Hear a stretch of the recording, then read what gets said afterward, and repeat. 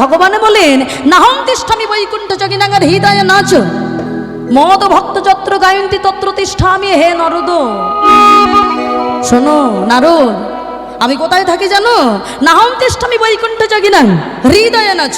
আমি বৈকুণ্ঠও নাও থাকতে পারি, আবার যোগীগণের হৃদয় নাও থাকতে পারি, কিন্তু মদ ভক্ত যত্র গায়ন্তি তত্র তিষ্ঠামি হে নরদ। যেখানে আমার ভক্ত হরিনাম সংকীর্তনে ধ্বনি করে সেখানে আমি গিয়ে দেখি যে আমার আর ভক্তরা কেমন ভাবে নামটা করছে। হ্যাঁ, তার মানে এই যে আপনারা কীর্তন শুনছেন বা হাতে তালি দিয়ে করছেন, আপনাদের পিছনে দাঁড়িয়ে ভগবান এখন নাম শুনছেন বা দেখছেন, এটা একদম গ্যারান্টি। এবার যদি বলেন ও মাইরা, আপনারা বলতে পারেন তাহলে কি তুমি ঠাকুরকে দেখতে পাচ্ছ না? এটা আপনারা বলতেই পারেন যে তুমি যে এত গ্যারান্টি দিলে তার মানে তুমি ঠাকুরকে দেখতে পাচ্ছ না? আমি দেখতে পাচ্ছি না। আপনি কোনোদিন দেখেননি আর আমিও কোনোদিন দেখিনি। ঠাকুর দেখার বিষয় নয়, ঠাকুর হলো অনুভবের বিষয়।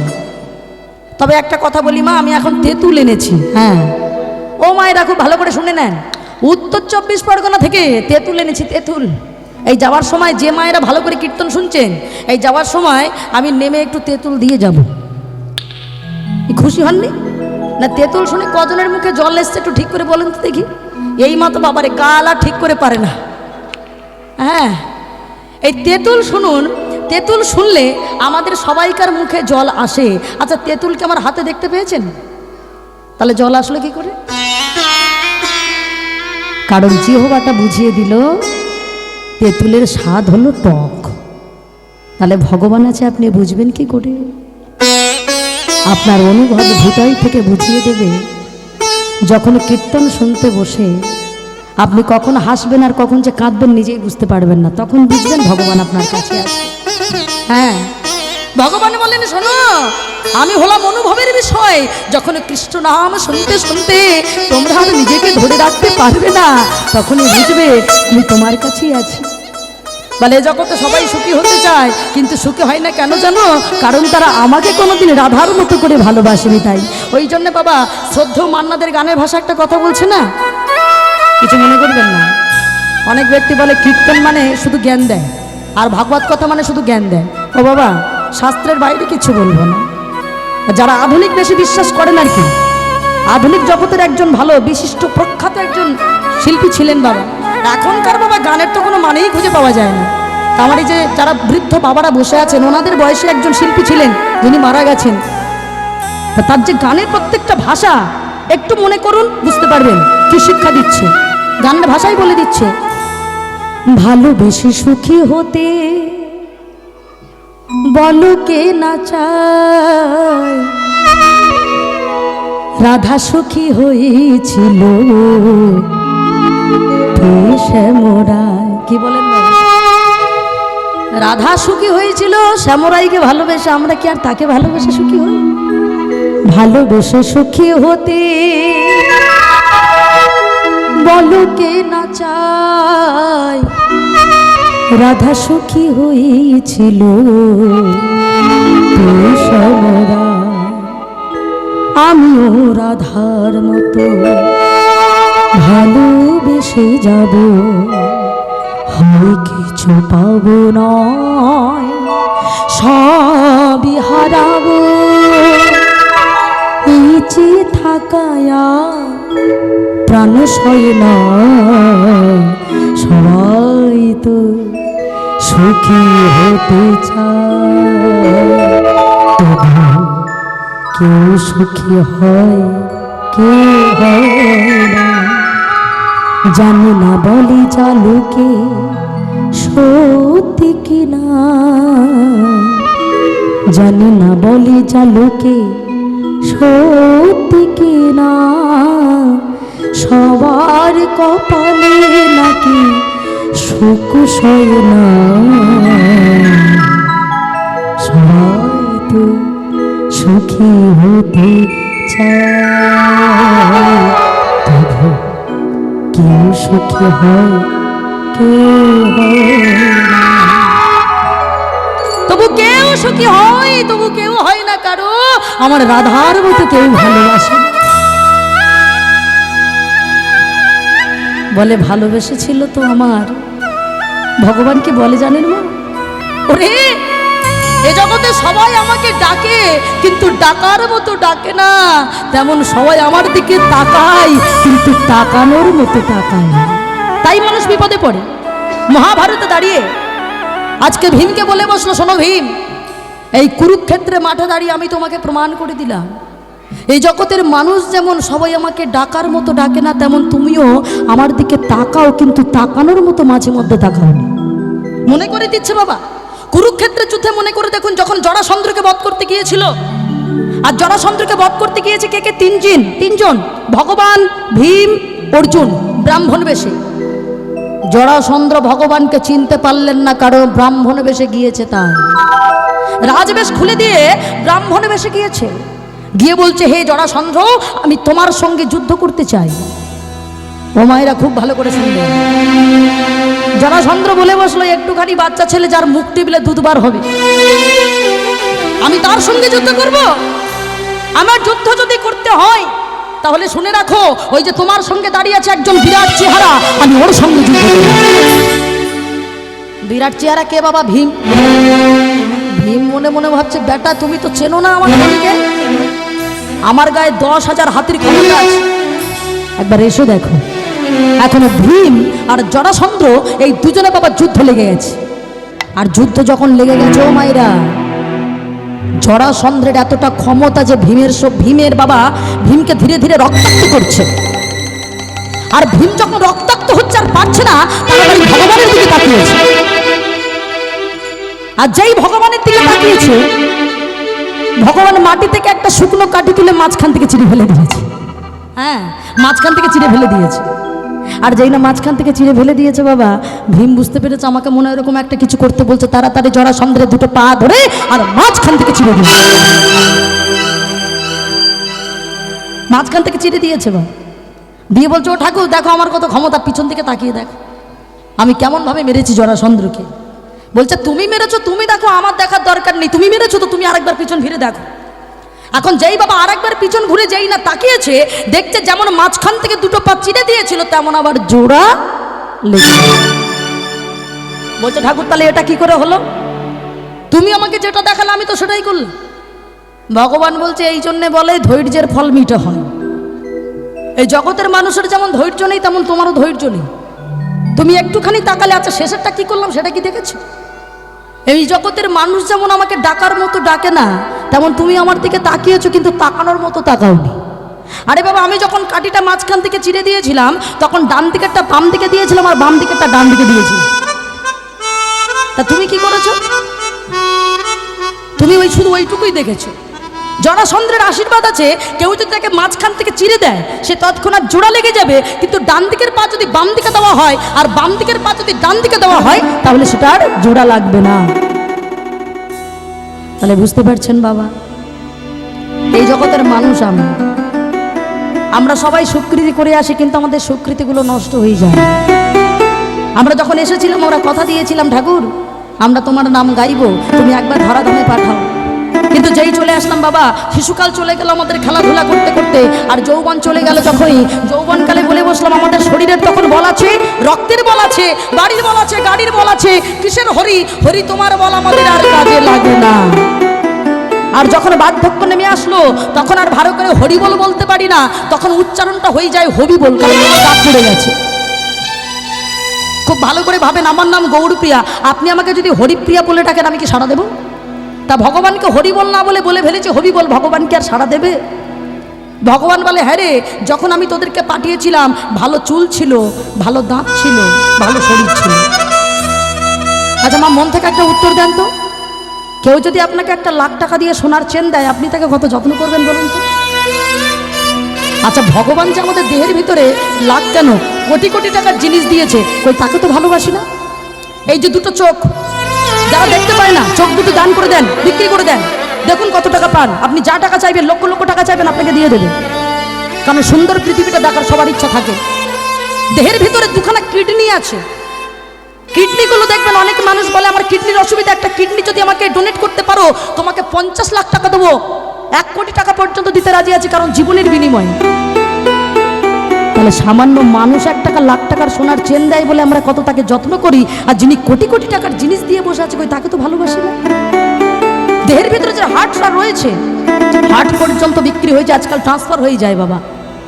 শুধু তাই নয়, দেহের ভিতরে যে রক্তটা আছে ওটাও বিক্রি হয়। আর আমার মায়েদের কথা আর কি বলবো বাবা, মায়েদের মাথায় যদি বেশি একটু চুল থাকে সেটাও বিক্রি হয়।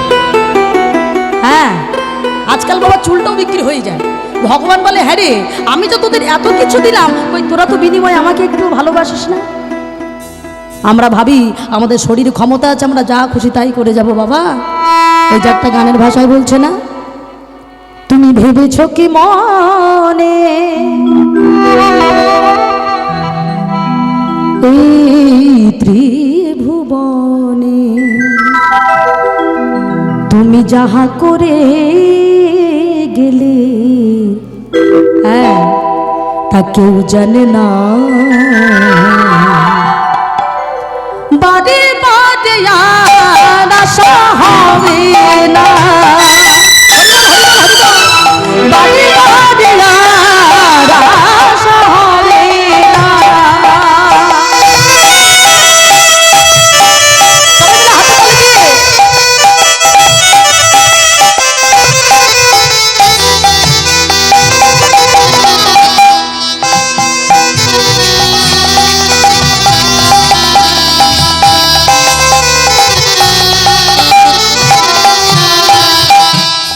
মানুষ অন্যায় করে আর কিছু ভাবে না বাবা। এবার ভালো করে শুনুন কি বলছে, শোনো।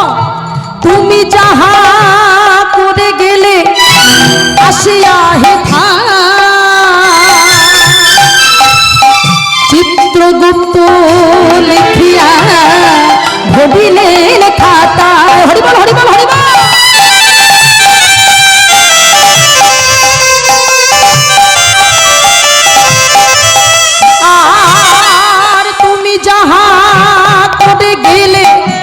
আসিয়া হেথা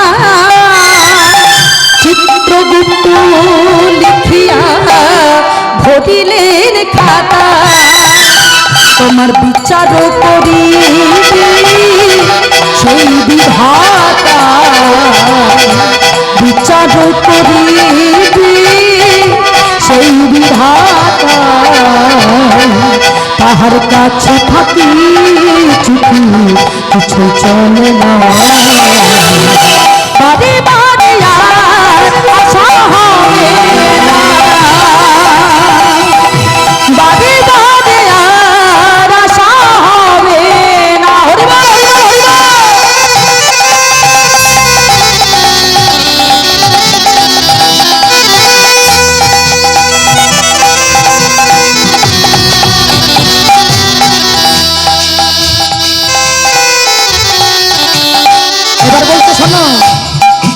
সাবধান চলো হও হুঁশিয়ার, তোমার বেলা যে বয়ে যায় আসি অন্ধকার। কি বলছো বাবা? বলে এখন থেকে সাবধান হয়ে যাও, নালে তোমার বেলা চলে যাবে। বলে দিবসের যেমন সকালে দুপুর সন্ধ্যায় আছে, মানুষের জীবনে তেমন তিনটি সময় আছে, শৈশবকাল, যৌবনকাল, বার্ধক্যকাল। সময় মতো যদি হরি না বলতে পারো, তবে শেষের দিনে আর বলে তোমার লাভ হবে না। তাই শোনো শোনো জীবী, একবার যদি সময় থাকতে থাকতে ওই দুটি বাহু তুলে যদি বলো নিতাই গৌর হরি,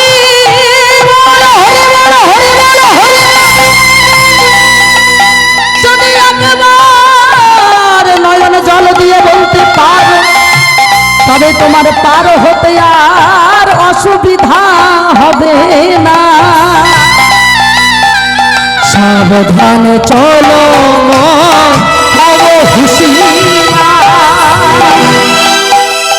তোমার বেলা যে বয়ে যায় আসে অন্ধকার, তোমার বিচার করি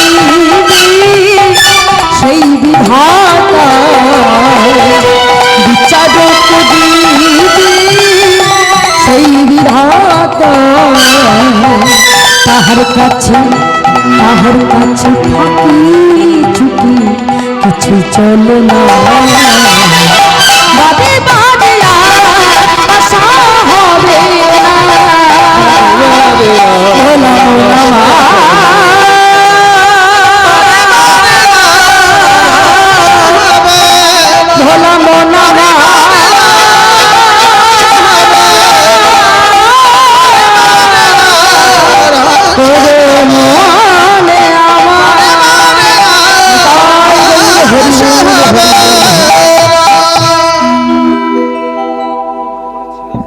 বারে বারে আর আসা হবে না, তাই সময় থাকতে তুমি হরি বল বলো।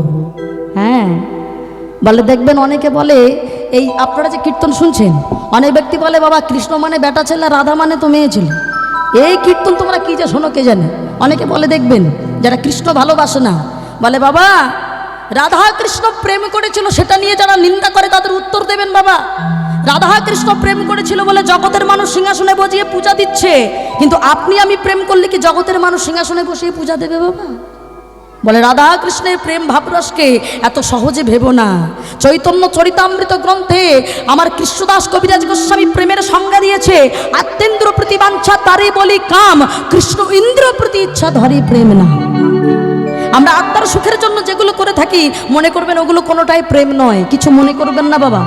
অনেকে বলে অমুকজন প্রেম করে বিয়ে করেছে, কথাটা ভুল। প্রেম করে বিয়ে করলে তাদের কোনোদিন সন্তান হবে না। প্রেম কথার অর্থটাই হলো শুভময় মঙ্গল বা ঈশ্বর। কারণ ওই যে বলে দিল আত্মার সুখের জন্য আমরা যাই কিছু করি সেটাকে বলা হয় কাম, কিন্তু ঈশ্বরের প্রীতির জন্য আমরা যেটা করি, এই যেমন আপনারা করছেন, আপনারা সবাই এখানে প্রেম করতে এসেছেন। হ্যাঁ, আমার ভগবানের সাথে আপনারা সবাই এখানে প্রেম করতেই এসেছেন। সাধু সঙ্গ হইতে হয় শ্রবণ কীর্তন, কীর্তন হইতে হয় জীবের অনর্থ বিবর্তন, অনর্থ লয় হইলে জীবের ভক্তি নিষ্ঠা হয়, ভক্তি হইতে শ্রবণার্থে রুচি উপজয়, সেই রুচি হইতে হয় আসক্তি প্রচুর, আসক্তি হইতে চিত্তে জন্মে রতির অঙ্কুর, সেই রতি গাঢ় হইলে ধরে প্রেম নাম, সেই প্রেম প্রয়োজনে সর্বানন্দ ধাম। নিতাই গৌর হরি বল হরি বল। এই যে কৃষ্ণ নাম, এটা তো যেসা নাম নয় মা। এই যে কৃষ্ণ নামের মানেটা দেখুন, কৃষ্ণ নামটা লিখতে গেলে প্রথমে ক লিখতে হয় না বাবা? লিখতে হয় তো। তা ক লেখার আগে কুণ্ডলিকার বাদ দিলে প্রথমে ব লিখতে হবে। তা কি কি আছে দেখুন, বলি প্রথম রানীতে ব্রহ্মা আছে বিদ্যমান, প্রথমটা। দ্বিতীয়টা নিতে বিষ্ণু করে অবস্থান, দুটো টান হলো। তৃতীয়টা নিতে মহাদেবের বাথানি, আমি কুণ্ডলিকারেতে আছি আমার রাধা বিনোদিনী। এবারে কৃষ্ণ মানে রিকাল লিখতে গেলে মাগো দুটো টান দিতে হয় তো। আদ্যাশক্তি মহামায়া এই দুই টান, যিনি আছেন এই তো প্রথম অক্ষর হইল ব্যাখ্যান। সতে জগমার্গে বসিয়া হতাশ নাতে দেবতা গান ধোয়াইল চরণ, এই সব যোগমার্গে জানিতে পারিয়া আহা কৃষ্ণ নাম রাখে গর্গ ধ্যানেতে জানিয়া। এটা হলো কৃষ্ণ বাবা। আর রাধা নামের সংজ্ঞাটা কি? ও বাবা, রাধা মানে কোনো মেয়ে নয় গো, রাধা মানে হলো দেহতত্ত্ব। ভালো করে বুঝে নেবেন, আমি আপনাদের সন্তান সম, তো এখানেই দাঁড়িয়ে দেহতত্ত্ব বলা সম্ভব নয়, কিন্তু আপনার গুণী ভক্ত রসিক ভক্ত বুঝে নেবেন। বলছে প্রত্যেকটা মানুষের শরীরে ধারা বয় ঊর্ধ্ব থেকে নিম্নগামী, এখানে সেই তত্ত্ব লুকিয়ে আছে। ঊর্ধ্ব থেকে নিম্নগামী তার নাম ধারা, নিম্ন হইতে ঊর্ধ্বগামী তার নাম রাধা। শরীরচর্য বিন্দু জ্ঞানী আছে বিদ্যমান, ঊর্ধ্বদণ্ড দিয়া তারে কইছে শক্তিদান, আর তাহা হইতে ভেদে হইছে আধা আধা। বিচারে আমি মনি গর্গ তার নাম রাখি রে রাধা। নিতাই গৌর হরি বল হরি বল হরি।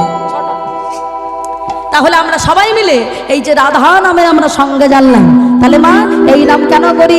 বলে শোনো, হরির নামইব হরির নামইব হরির নামইব কে বললাম, চলো নাচতেইব নাচতেইব নাচতেইব গতিরন্নধা। চলুন সবাই মিলে হাতে তালি দিয়ে একসঙ্গে আমরা সবাই মিলে যে নাম গাইলে যে ভগবানের নামের এত মানে, তার নাম করা মানেই বাবা শান্তি পাওয়া যায়। সবাই মিলে বলবো হরি বল হরি বল হরি বল। সবাই হাত তুলে হরি বল, তালে তালে হরি বল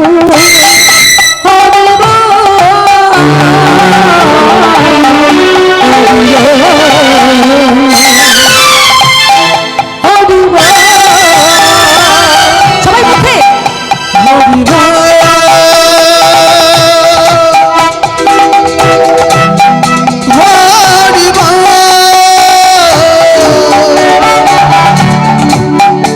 হরি বল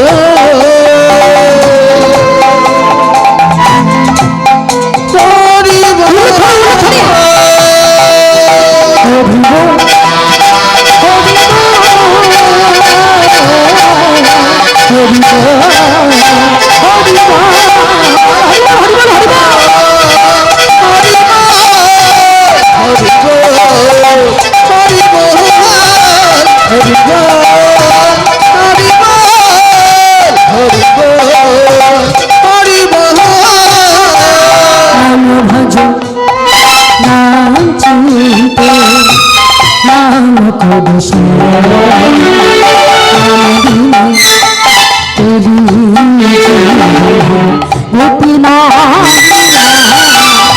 নামে ভজ নামে চিন্ত নামে করো বিনে বলে জীবে গতি নাহি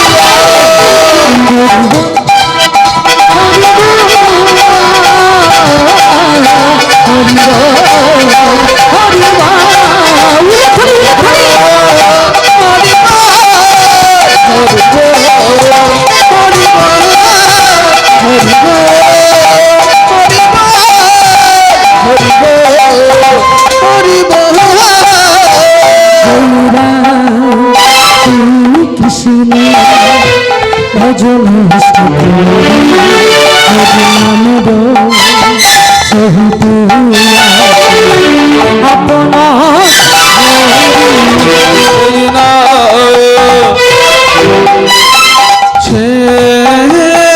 কৃষ্ণ অজনিষ্ঠা করে বিনে বলে দিবে গতি হরি